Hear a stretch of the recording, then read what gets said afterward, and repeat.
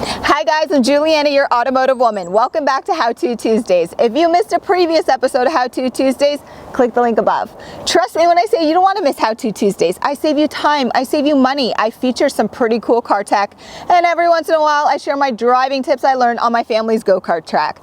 But today is all about teaching you how to remove your salt stains from your vehicle because spring is in the air.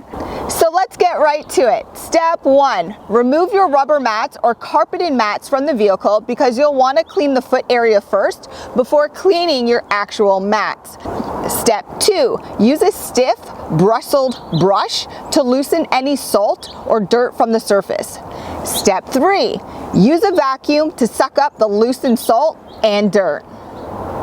Step 4, this is the decision you have to make. If you choose to use a household product, such as a white vinegar blended with water and a 50-50 mixture, or you choose to invest a little bit of money into a quality product, such as the salt remover stain from Silver Wax.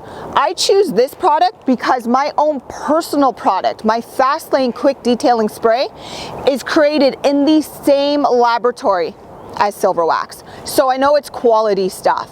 What I've done is actually sprayed it on the remaining salt stain.